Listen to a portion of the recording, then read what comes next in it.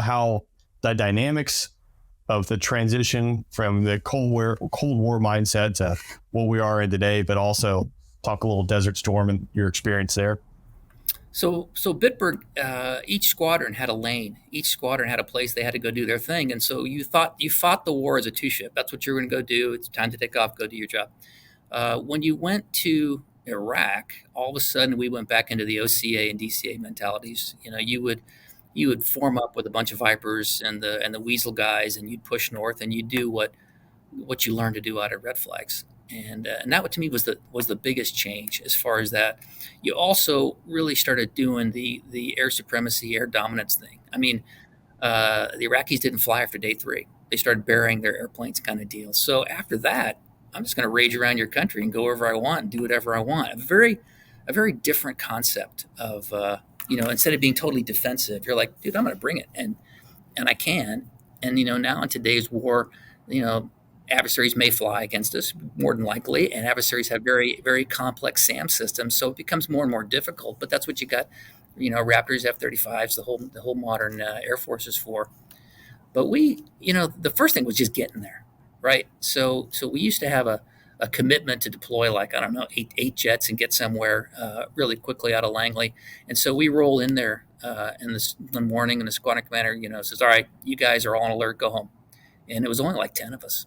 And then nothing happened. And we started like, "Hey, are we going to Iraq? What's going on?" And we had no cell phones. We had home phones. A couple of the guys had pagers. Eventually they call us back in, and we're like, "This is it. We're going in. Bring your bags." You get your bags packed, and they're like, "Hey, we're just going to fly the jets. It's been like 2 or 3 days. Maintenance has generated them. Let's go fly." So we went and did intercepts with 3 bags and 4x4, and it was weird flying with that kind of configuration because you never flew with 3 bags, unless you were going somewhere. Yeah, it's just a very heavyweight airplane. So then we come back, we go a couple more days, and then all of a sudden it's like, come to work.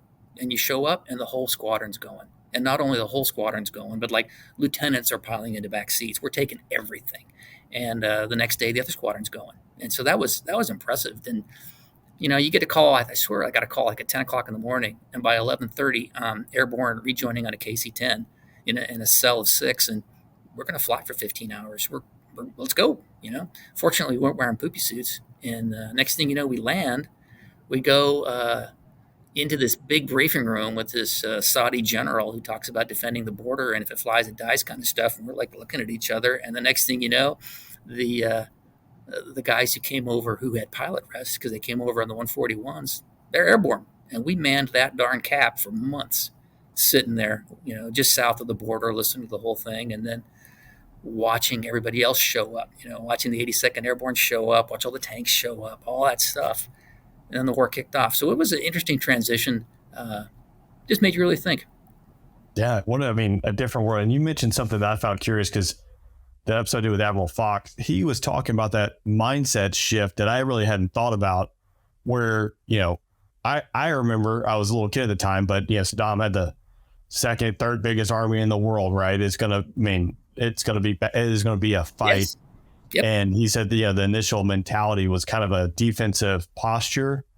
And I think a lot of that probably comes from Cold War, et cetera, to this kind of, he said it was like a switch that happened at some point where, no, like we're offensive, or we're going to take the fight to them. This is kind of a mentality shift.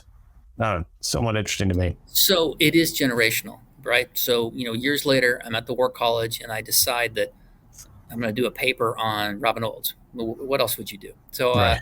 I'm digging around in the archives, and I pull up the audio tape from like Blue 16 it's a cassette of Operation Bolo. Let's go kill 7 MiGs in one sortie.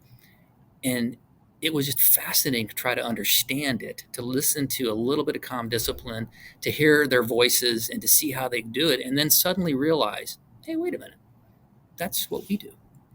And next thing you know, you pull out this map of North Vietnam, and you overlay it over the Nellis Ranges and go, hey, check it out. It's like exactly the same size.